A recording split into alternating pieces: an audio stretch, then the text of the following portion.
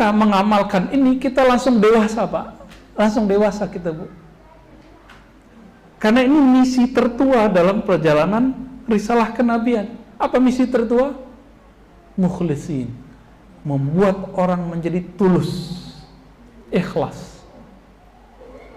Ikhlas itu dalam bahasa Arab artinya melepaskan tujuan-tujuan selain Allah Subhanahu wa ta'ala. Maka Abu Hurairah, sahabat-sahabat lain datang kepada Rasulullah, wahai Rasulullah, tolong ajarkan aku ajaran yang aku gak perlu nanya lagi kepada selain engkau. Apa kata Nabi? Ya udah, Qul amantu billah sumastaqim. Ya. Udah kamu katakan percaya kepada Allah lalu istiqomah.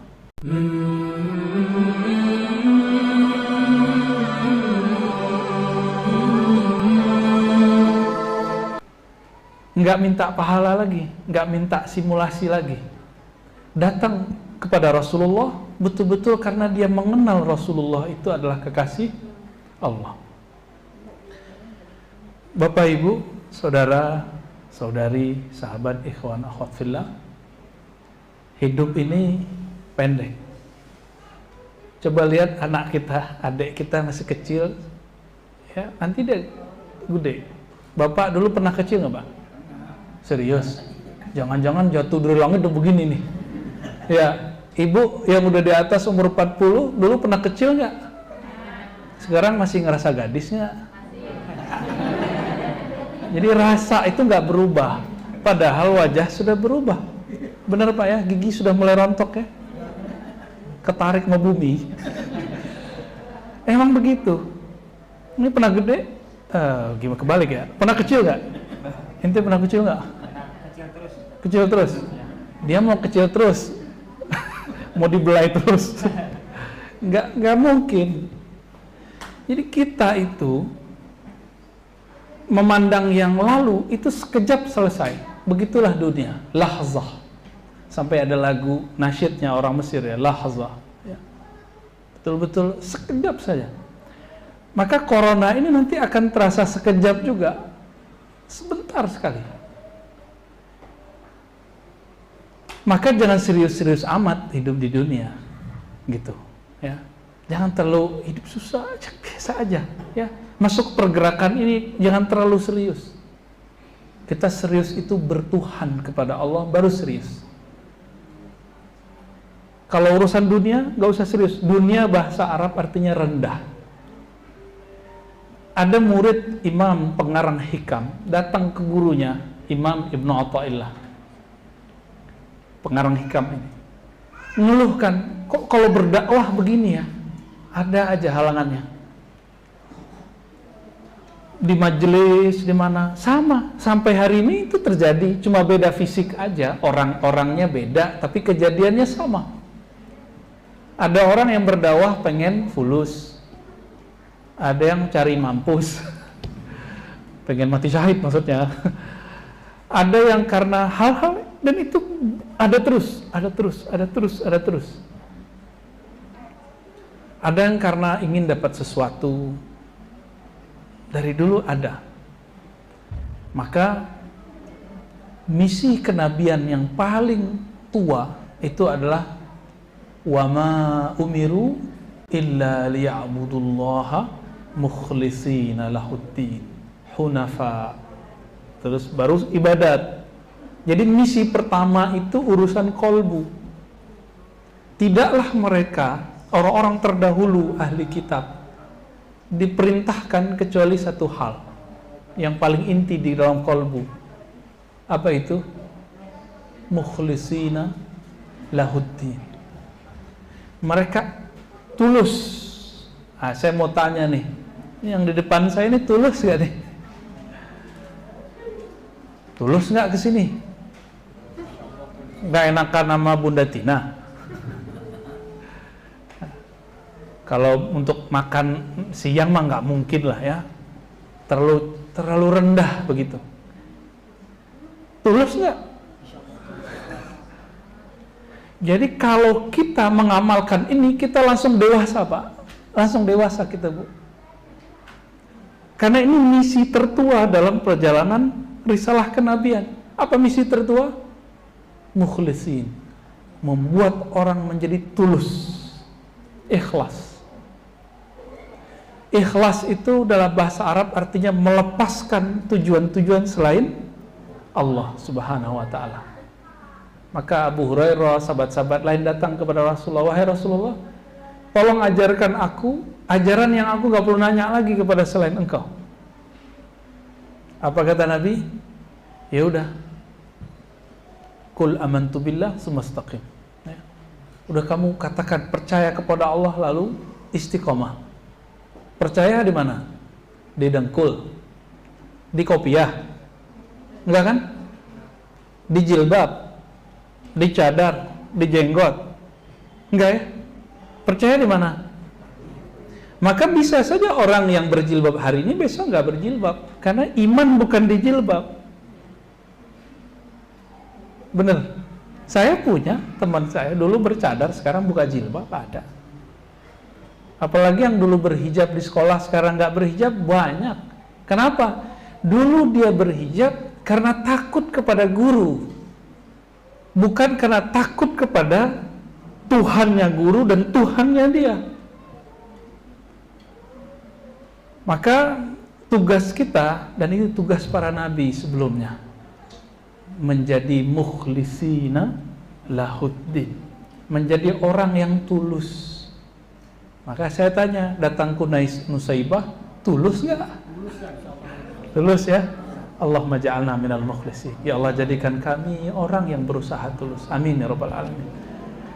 Saya juga ditanya Allah, kamu ngajar, berdakwah, ngaji, tulus nggak?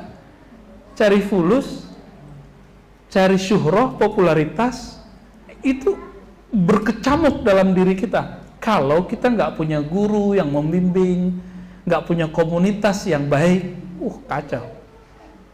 Bisa kacau. Makanya banyak dai-dai mulai menarif diri. Emang kajian bisa ditarif? Emang bahas la ilaha illallah bisa dibeli? Emang sholawat kepada Nabi bisa dibeli? Nggak bisa dibeli. Oleh karena itu, saya akan mengetengahkan petuah Imam Ibn Athaillah mengenai orang-orang yang tulus itu ada tingkatannya. Ya. Apa kata beliau? Ini hikmah pertama dalam hikam, min alamatil i'timad alal amal nuqsanur raja' inda wujudiz zalal. Ciri-ciri orang-orang yang kurang harapnya kepada Allah, kurang tulus kepada Allah, nuqsanur raja' inda wujudiz zalal. Ada harapan yang menurun, antusiasnya menurun, semangatnya futur, namanya futur. Pernah dengar futur? Futur itu mulai jatuh.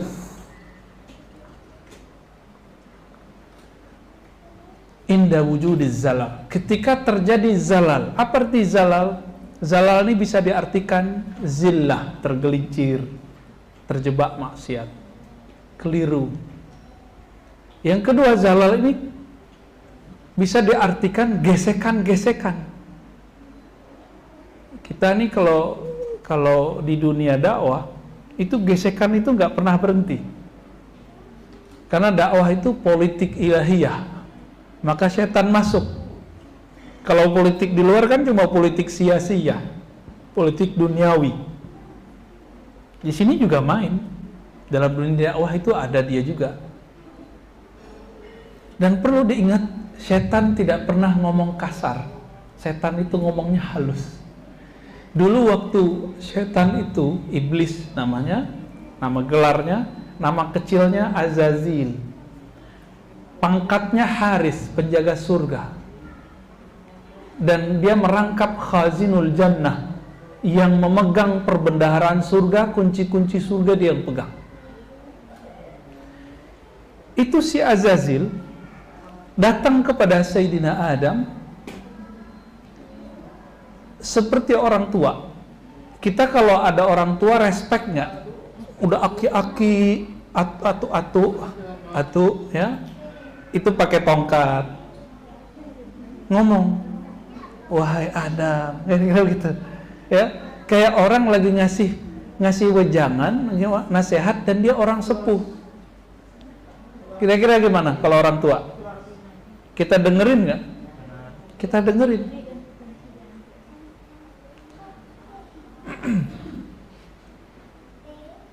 Apa kata Azazil? Sungguh aku, dia bersumpah dulu, wa qasamahuma, dia bersumpah kepada Adam dan Hawa bahwa dia adalah orang-orang yang nasihin. Nasihin bahasa Arabnya, kalau mukhlisin kepada Allah. Kalau nasihin lebih umum, bisa kepada Allah, bisa kepada imam, kepada rasul, kepada kitab, bisa kepada umat. Apa arti nasihin? Orang yang tulus memberikan nasihat. Kalau itu kepada sesama manusia, sesama makhluk. Jadi apa kata iblis? Sungguh aku orang yang tulus. Jadi yang membuat kakek kita keluar dari surga itu Adam nggak pernah dibentak sama iblis. Iblis ngomongnya baik-baik, pakai dalil, wa qasamahuma, dia bersumpah, itu dalil itu. Jadi hati-hati dalam pergerakan dakwah. Bisa saja ada yang dipinjam lidahnya oleh setan, oleh iblis, ngomong pakai dalil tapi habis itu orang pecah. Ini ciri-cirinya. Ngomong pakai dalil, habis itu A sama B perang. Pernah begitu nggak? Sering ya. Pakai dalil, sebut Allah, sebut Rasulullah, tentara Allah, tentara Rasulullah, habis itu ngapain? Orang kemudian berantem. Ini ciri-ciri iblis minjam lisannya. Jadi lebih berbahaya orang kesurupan setan daripada kesurupan jin. Kesurupan setan, dalil-dalil Quran dipakai. Kayak orang tua, kayak udah punya pengalaman jauh, nasihatin orang, habis itu orang pada kacau. Ada seorang ibu-ibu hidup bahagia, ibu-ibu muda, ketemu dengan temannya yang juga masih muda, cuma temannya pakai mobil yang bagus, dia pakai motor butut, padahal hidupnya bahagia sama suaminya. Mereka makan bareng lah satu siang di satu kafe, ngobrol, gak lama gak ketemu ya, cipika-cipiki segala macam. Akhirnya ngobrol, dilihat, lo hidup gini-gini aja, gitu. Kata si yang mobilnya bagus, gue nih enak, setiap bulan dikasih duit jajan sama laki gue sekian. Si perempuan ini yang tadinya hidup bahagia, walaupun suaminya gajinya gak gede, dia bahagia. Mulai kemudian mikir, iya juga ya, suamiku payah. Itu lidah si perempuan yang tadi dipinjam oleh setan untuk merusak keluarga ini. Tahu nggak nama iblisnya siapa? Nama setannya? Dasin. Jadi setan itu ada namanya, ada KTP-nya. Namanya siapa? Dasin. Si Dasin ini kerjanya ngapain? Bikin orang di rumah tangga tengkar. Ini bunda-bunda nih kalau tengkar sama suami, itu Dasin tuh senyum-senyum dia, hehe, rasain lo gitu. Dipanas-panasin, ih lakimu belagu, cari perhatian dong sama dia. Pura-pura inilah, nggak dikasih perhatian, ngambek, senyum tuh iblis, ya. Senyum si Dasin. Maka kalau masuk ke rumah, baca a'udzubillahi minasyaitonir rajim. A'udzubillahi minasyaitonir rajim min Dasim, atau minasyaitonir rajim bi ismihi Dasim. Aku berlindung kepada Allah dari setan yang bernama si Dasim. Perlu itu. Baru tahu ya. Cobain aja Pak. Abis tengkar baca itu, hilang dia, kabur dia. Ya. Gimana? Wajah-wajah suka tengkar ini. Suka ngambek ya. Tetangga sama tetangga tengkar itu si Dasim yang kerja. teman sama teman ini. Itu dia yang buat tuh. Nah, tapi nanti ada lagi yang bikin orang pecah belah. Ada lagi setannya ntar. Dan bisa nyamar dia. Ya. Nanti dipanas-panaskan masalah apa? Masalah kepentingan. Oh, kamu gak dihargai loh. Oh, kamu gak dapat ini loh, gak dapat itu. Begitulah terus. Masuk dan itu nyata. Maka Allah mengatakan, syaitan itu bagimu aduwwum mubin. Musuh yang nyata. Begitu di Quran. Makanya coba lihat, orang kalau sudah menjadikan dakwah sebagai lahan politik, itu teman hari ini jadi lawan. Lawan jadi teman. Lawan jadi teman. Bener ya? Cuma karena beda urusan politik. Imam Natta'illah mengatakan, orang yang tidak ikhlas itu dicolek dikit, kena ujian sedikit, itu dia langsung jatuh. Harapannya langsung jatuh. Dia memundur. Yaudahlah, ngapain begini-gini gitu. Maka ikhlas itu terbagi 3 tingkat. Tingkat paling bawah, ikhlas anak-anak. Apa itu ikhlas anak-anak? Ikhlas juga. Ini kalau anak-anak nih kita bilang ini, Dek, puasa ya. Ntar 1 hari puasa dapat duit 10.000. Bagi dia kan udah gede. Kalau 30 hari puasa dapat duit 300, dapat mainan-mainan 1. Kalau udah SD-nya kelas 4, kelas 5 nggak cukup. Bilangnya apa? 1 hari puasa 50.000 deh. Udah SMP nggak mungkin lagi kan digituin. Kenapa SMP, SMA nggak digituin lagi? Karena dia sudah bukan anak-anak. Tauhidnya anak-anak, ikhlasnya anak-anak harus ada iming-imingan. Iming-imingannya apa? Ya, pahala. Ada pahala itu bahasa Sanskerta, artinya balasan kebaikan. Ya. Maka Nabi kalau berbicara ke sahabat-sahabat yang belum dewasa, Nabi ngomong, amalkan ini, kamu dapat pahala ini. Tapi untuk sahabat yang sudah dewasa seperti Abu Bakar, Umar, gak ada. Gak ngomong Nabi. Tiba-tiba semua harta Abu Bakar masuk ke Baitul Mal. Gak ada Nabi SAW nyuruh-nyuruh Abu Bakar aneh-aneh. Jadi ikhlas level pertama apa? Ikhlas childish. Dan ini ikhlas anak-anak ini menimpa dan menjadi penyakit. Ada penyakit nanti di kolbu. Tidak mau berbuat kecuali dapat sesuatu. Kalau si ustadz nggak mau dakwah kalau nggak dapat sesuatu, ini berat loh. Tanya sama beliau nih, bener berat Ustadz ya? Paling berat, karena kami punya istri juga, kita punya anak loh. Tapi masih 1 loh Bu ya. Itu kita mikir udah berat. Artinya apa? Ini kelemahan seorang dai. Begitu juga jamaah. Jadi pejuang-pejuang ini apa masalah dia? Ketulusan. Dia berbuat karena ingin dapat sesuatu atau gimana? Gimana? Nusaibah mau naik pangkat nggak? Pangkat ikhlas kedua. Biar jadi kekasih Allah. Sekarang belum jadi kekasih Allah kalau masih ada iming-imingan pahala, iming-imingan A, B, C, D. Saya nggak tahu kan, saya nggak ngerti isi hatinya Bapak Ibu ini, saya nggak ngerti kan, ya.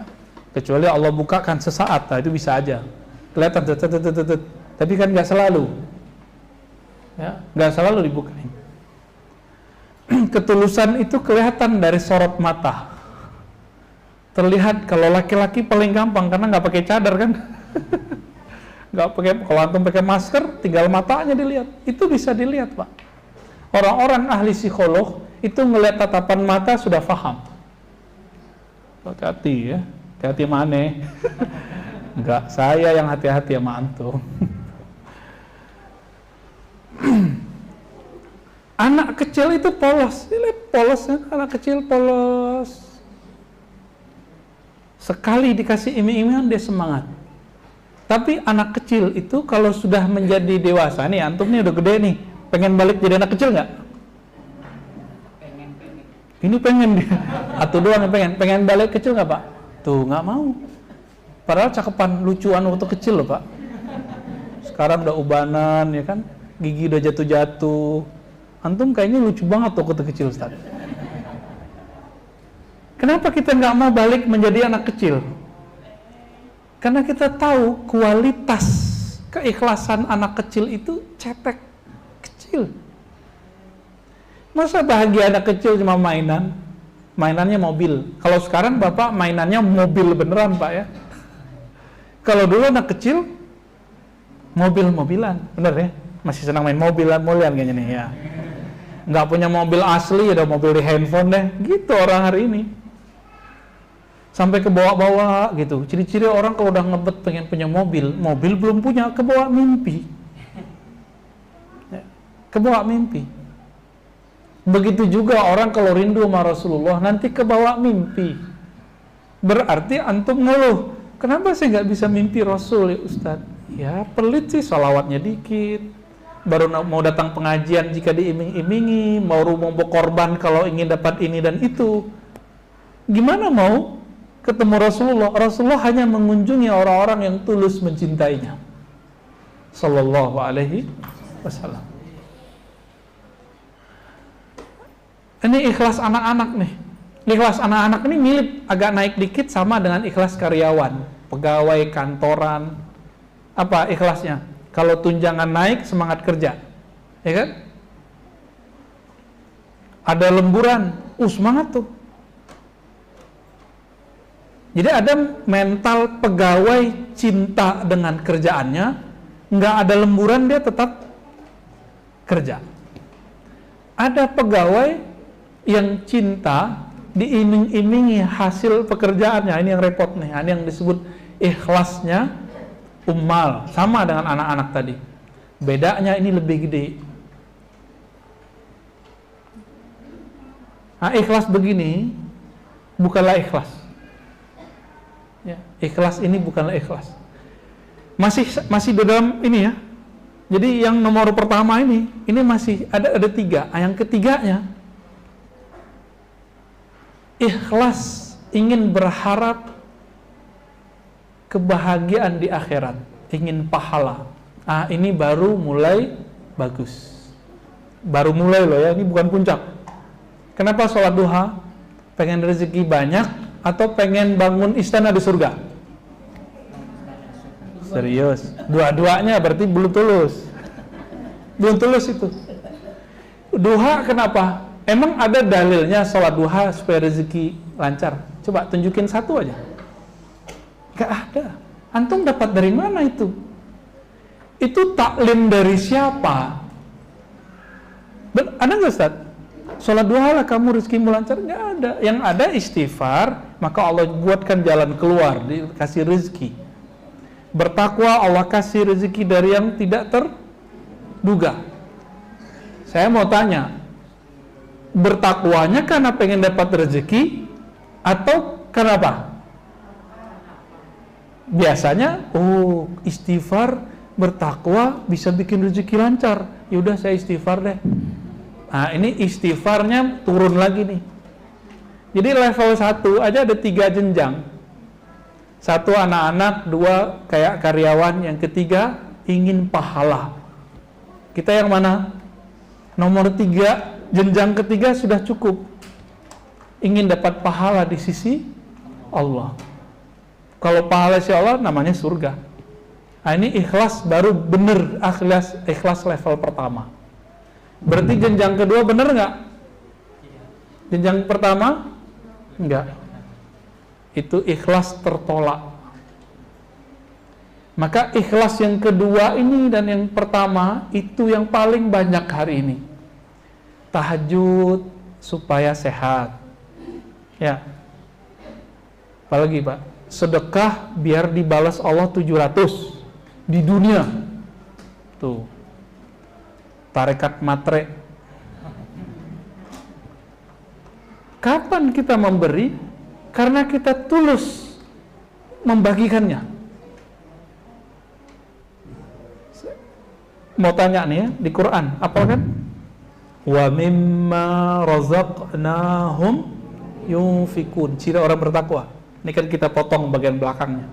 Dan dari sebagian yang kami rezekikan kepada mereka, kami rezekikan kepada mereka. Ini kata kunci.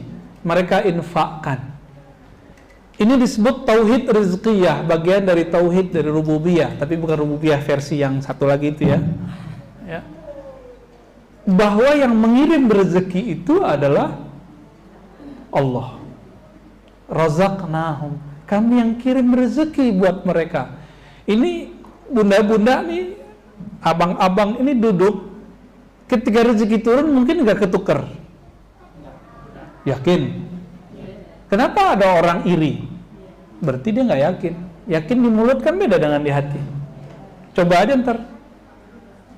Di kantor, beda tunjangan 500.000 itu bikin panas. Di kantor, saya kan pernah kantor juga. Ya, di kampus, kalau yang berambisi pengen jadi pejabat ini, pejabat itu bisa jadi panas. Kalau dalam dunia dakwah, popularitas dan tas. Popularitas dan itu paling berat. Tas sudah dapat nih, tahu tas nggak? Isinya tas ya fulus. Popularitas, dia udah enak nih, muncul orang baru, dia nggak terima. Dia maunya semua jamaah ke dia. Ini berat itu. Makanya hasadnya orang alim lebih berbahaya daripada 1000 hasadnya anak kecil. Anak kecil palingnya tengkar-tengkar doang. Iya, orang politikus paling gitu-gitu doang, tapi orang alim bawa ayat, bawa hadis, bawa kebenaran dan kebatilan, sunnah dan bid'ah. Ya, zindiq, ahlul haq, firqah najiyah. Itu kan gaya-gaya turunannya Azazil, nyihir kita. Kalimatnya benar, yuradu bihil batil, menginginkan kebatilan.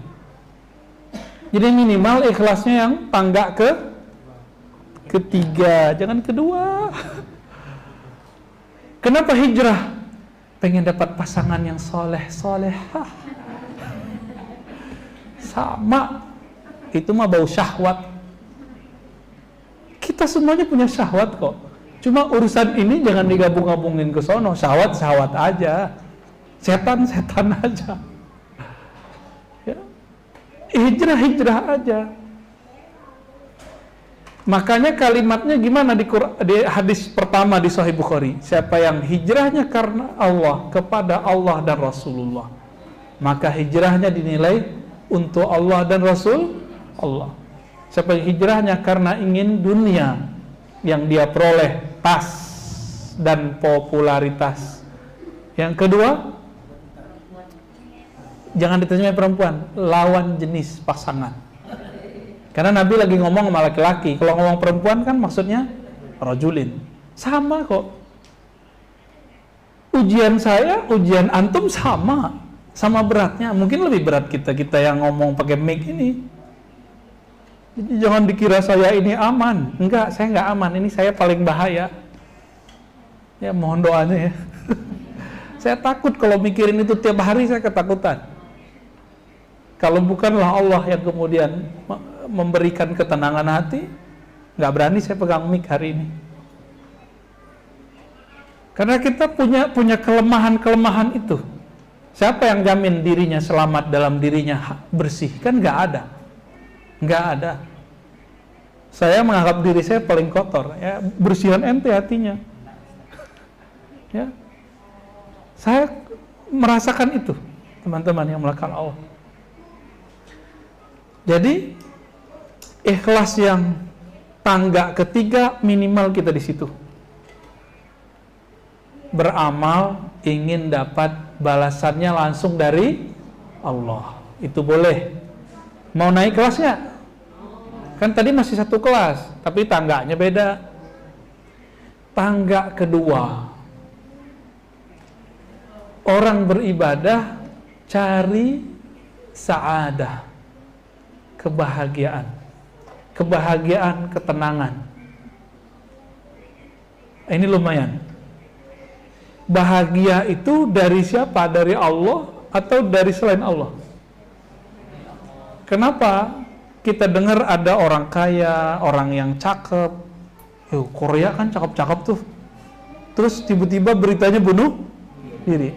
Orang Indonesia mukanya nggak cakep-cakep, standar aja, hidung mancung ke belakang, kulit sawo mateng, ya, jerawat di mana-mana, nggak putih, kan al-bayat nisful jamal, putih itu separuh cakep, separuh cantik, separuh ganteng, separuh gagah. Begitu kata Imam Zamakhsyari, salah satu ahli tafsir yang mencampur akidahnya dengan antara Ahlus Sunnah dan Mu'tazilah. Tapi tafsir dia dipakai sebagian. Apa kata dia? Al-bayad nisful jamal. Kulit putih itu separuh cantik. Kalau begitu, tapi beliau mengkritisi itu versi orang Arab. Karena Imam Zamakhsyari bukan orang Arab, dia orang Persia. Orang Persia kulitnya putih merah semua. Dia butuhnya sawo-sawo mateng. Kayak orang Indonesia. Makanya teman-teman kita di Eropa, kulit yang sawo mateng itu dianggap menarik oleh orang Barat. Ya. Walaupun wajahnya nggak mancung ke depan, mancung ke dalam.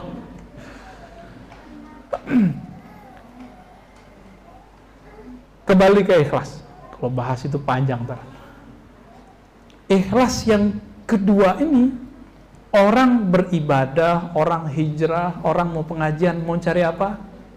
Cari kebahagiaan, ketenangan, kedamaian di sisi Allah. Nah, mau cari kedamaian nggak? Saya nyari itu dari umur 12 tahun. Umur 10 tahun, sempat ngerokok, saya pernah ngerokok dulu ya. Itu abang saya yang dipukul sama bapak saya, cuma karena saya ngambil nyuri rokok bapak. Ya, udah gede baru saya ngaku kan. Waktu abang saya dipukul, saya nggak ngaku. Saya berutang sama abang saya itu. Merokok saya dulu. Pengen cari, kayaknya bahagia deh kalau ngerokoknya. Keren kan ngeliat orang ngerokok kan? Ternyata nggak ketemu. Udah habis berapa bungkus nggak? Habis itu ngumpul-ngumpul, jalan sini, tongkor, Masya Allah. Dulu kan perang antar kampung sering, Pak, ya, zaman-zaman Bapak kan. Nah, sampai zaman saya masih pulang ngaji, ada arena khusus di sawah. Ya, kirim utusan dari kita, utusan dari kampung sono. Pak-pik, kita main sorak-sorak. Kalau kita tuh kena lawan, kita bahagia. Bahagianya kalau nyengsarain orang. Tapi hati saya selalu ngomong, kayaknya bukan ini yang aku cari. Umur 11 tahun. Sampai kemudian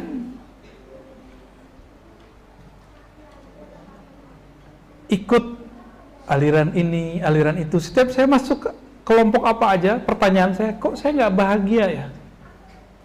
Gitu. Alhamdulillah kemudian ketemu guru yang mengajarkan saya cara mencapai bahagia. Ternyata capai bahagia tinggal deketin yang punya stok kebahagiaan. Siapa yang punya stok itu? Allah. Maka sebut namanya, masukkan ke dalam kolbu, karena bahagia ada di kolbu, bukan di baju. Belum tentu yang berhijab ini lebih bahagia daripada yang tidak berhijab. Kalau berhijabnya terpaksa, pengen disebut bermanhaj A, bermanhaj B. Nanti kebahagiaannya kalau ada orang ngelihat, wow kamu solehah ya. Bahagianya kalau dipuji karena bermanhaj A. Sama kalau yang ikhwan ini berjenggot, kelihatan sama akhwat, wow itu kayaknya ikhwan soleh nih, rajin ngaji, sarungnya jingkrangnya dikit. Oh enggak, antum nggak pakai sarung ya, pakai gamis. Jadi bahagianya kalau diperhatikan, terlihat orang ini bener nih. Ini nyelip biasanya. Jadi di ikhlas level 2 biasanya kemasukan yang begitu-gitu. Maka ini tangga pertamanya ingin dipuji orang, tangga kedua dan tangga ketiganya ingin bahagia aja. Tapi ada yang nyelip-nyelip, pengen sakti. Udah bahagia pengen sakti. Belajar zikir biar ngobatin orang, nah itu masuk di situ tuh. Hati-hati ya. Nah, ikhlas yang level 2 itu paling bagus di atas adalah ingin mencari kebahagiaan dari Allah. Maka orang ini kalau ikut aliran apa saja belum bahagia, dia akan pindah-pindah terus, hijrah tanpa henti. Maka orang ini akan gampang curiga dan gampang putus asa dengan siapa aja. Nempel sama Ustadz A, kayaknya bukan. Pindah lagi. Kenapa? Si Ustadznya bukan agen kebahagiaan. Ya, jadi ada Ustadz itu ilmunya dari mana? Jika dari buku, maka yang dia bagi isi buku. Pusing kan kalau bagiannya buku? Kalau ilmu si ustadznya dari akal, maka kita dibuat berpikir keras. Kalau ilmu si ustadznya dari perasaan, kita jadi baperan. Kalau ilmu ustadznya dari kolbu itu berkiblat ya hanya kepada Allah, maka ilmunya langsung turun dari Allah. Cari guru yang begitu. Nanti antum dapat kebahagiaan yang sebenarnya. Nanti dibimbing sama beliau. Nih jalan untuk menuju kepada Allah. Pasti bahagia. Nah, cuma ikhlas level ini masih ada harapan. Harapan pengen bahagia. Sahabat Nabi udah lewat. Mereka sampai ke level paling tinggi. Ibarat gunung, puncak itu banyak gak yang nyampe? Bisa muat banyak gak? Banyak yang baru pertengahan udah berhenti di situ. Ada yang turun lagi. Tapi yang sampai ke atas puncak itu nggak banyak. Yang sampai di puncak, mereka ikhlas bukan karena iming-imingan materi, bukan popularitas, bukan cari bahagia. Dia ingin dekat kepada Sang Maha Kekasih, Allah Subhanahu wa Ta'ala. Mau dikasih bahagia, dia ridho. Dikasih nggak bahagia, dia ridho. Dikasih senang dia ridho, nggak dikasih senang dia ridho. Ini berjuang nih, ada nggak enaknya loh. Ridho nggak?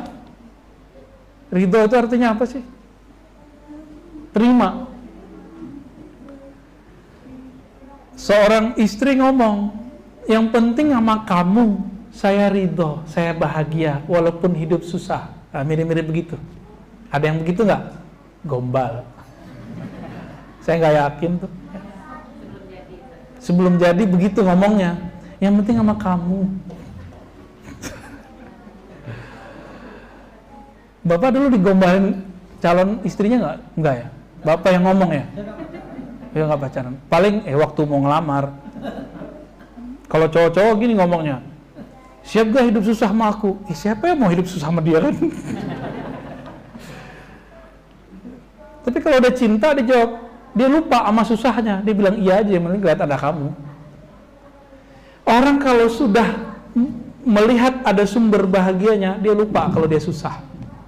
Masih ingat kisah Sayyidina Yusuf? Beliau jalan, si perempuan-perempuan menggores tangannya nggak terasa, benar. Karena melihat Sayyidina Yusuf, tangan luka nggak terasa. Sumber gagah dan gantengnya Nabi Yusuf siapa? Allah. Apa kata Nabi? Kegagahan Yusuf baru separuh dari jamalku. Apa arti jamal? Kegagahan, ganteng. Nggak ada apa-apanya muka kita yang jerawatan, koloidan. Nggak ada. Ustaz ini ganteng nggak, Bu? Ganteng, enak lihatnya gini. Itu paling cuma 0,00000 sekian. Nabi Yusuf. Serius. Saya lagi di metro. Metro itu kereta cepat di Paris. Berdiri, pakai baju ala Paris, badan masih kokor, anak boxer. Ya. Kita dakwah, tapi pas kalau di sana nggak bisa pakai baju koko, bisa kedinginan kita. Di dalamnya harus ada pakai. Saya sekali pakai baju yang agak ngepas, ya, biar nggak masuk angin. Di hadapan kita nggak jauh ada mbak-mbak Paris, 2 orang. Waktu itu saya kursus bahasa Prancis, ngerti lah dikit-dikit. Apa kata satu perempuan? Itu cowok Asia keren tuh katanya. Dulu. Yang satu bilang, nggak selera gua katanya. Mau kamu kasih tip nggak jelas katanya. Itu. Jadi wajah-wajah kita ini gagahnya pun tidak gagah, cakepnya pun tidak cakep. Sayyidina Yusuf kata Nabi, separuh dari cakepnya wajah Rasulullah Sallallahu Alaihi Wasallam. Itu perempuan ngelihatnya nggak merasakan sakit, bayangkan. Kalau orang ngelihat Rasulullah kira-kira gimana? Makanya Abu Bakar mengeluarkan semua hartanya, Umar juga begitu, Utsman juga begitu. Mereka nggak pernah merasa kekurangan. Nabi sampai heran, Nabi kaget. Abu Bakar, apa-apaan ini? Kenapa engkau mengeluarkan semua hartamu? Apa kata Abu Bakar? Aku tinggalkan di rumahku Allah dan Rasulullah. Jadi Nabi nanya, bekal kamu di rumah apa? Allah dan Rasulullah Sallallahu Alaihi Wasallam. Yakin begitu gimana caranya? Itu nomor 1 tadi. Dia tahu sumber bahagianya bukan harta tapi Rasulullah Sallallahu Alaihi Wasallam. Rasulullah itu kalau lagi pengen air diambil begini nggak berhenti keluar. Zrrr. Ada 3.000, 2.700 orang ya, di hadisnya ada 700, ada yang 1.000, ada yang 2.000, ada yang 7.000. Itu air ngalir dari sini, semuanya. Itulah air paling mulia di dunia, bukan air Zam-Zam nomor 2. Air yang dari tangan Rasulullah Sallallahu Alaihi Wasallam. Jadi air habis. Apa kata Nabi? Kumpulkan air di satu baskom kecil. Udah beliau ambil sebagai syarat asbab. Diangkat, netesnya ada gak? Keluar kayak zzz. Itu kalau hari ini ada orang begitu, antum sembah-sembah kali ya. Sahabat udah kuat akidahnya bahwa ini bukan Tuhan, tapi Rasulullah Sallallahu Alaihi Wasallam. Karena mereka tahu sumber bahagianya Rasulullah, mereka korbankan hartanya untuk Rasulullah, waktunya untuk Rasulullah. Maka saya mau tanya, mau nggak berkorban untuk dakwah? Dakwah itu berkorbannya apa? Yang punya waktu, waktunya. Yang punya harta, hartanya. Yang punya nyawa, nyawanya. Siap nggak? Siap-siap mulu nih kan, bingung mau jawab nikahnya. Bun, siap nggak Bun? Ya, serius. Mau bersama Allah nggak? Mau. Tapi diajak berkorban nggak mau. Korban waktu dulu lah, kalau nggak mau korban fulus. Kiai-kiai itu bangun pesantren pakai duitnya dulu, baru jamaah yang ngasih. Itu kiai saya gaji lebih dari 17 tahun dari gajinya, gaji semua ustadz. Saya baru tahu ketika beliau pensiun mengatakan, saya sudah nggak punya uang gaji, tolong kalian kumpulin aja SPP, nggak usah banyak-banyak, yang penting bisa muter sekolah. Nangis kita. Kenapa? Ternyata kami digaji dari gaji beliau. Saya punya guru hadis begitu. Maka kami rata-rata yang dididik langsung oleh beliau itu mendapatkan keberkahan lahir batin. Paham cepat. Yang diajar itu aja, tapi pemahaman yang Allah beri itu lebih dari itu.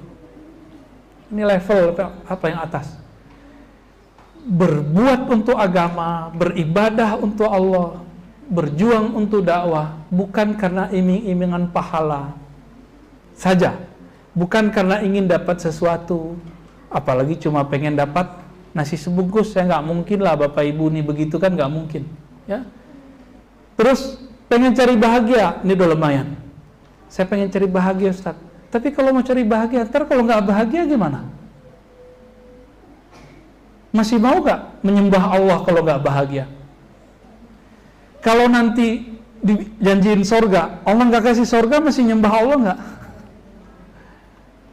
Jadi kita ini nyembah Allah ada harganya atau tak ternilai? Masih bisa dinilai? berarti masih bisa diukur ikhlasnya, belum ikhlas namanya.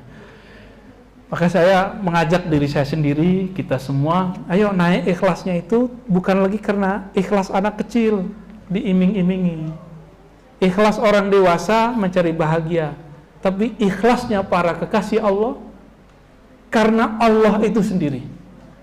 Nah, terakhir saya tutup dengan kalam sederhana. Dulu anak kecil di rumah kita, mungkin kita pernah diancam sama orang tuanya, kamu kalau nggak sholat nih rotan. Si anak takut tidak sholat karena melihat ada rotan. Sampai besar yang dia ingat rotannya atau siapa? Rotannya.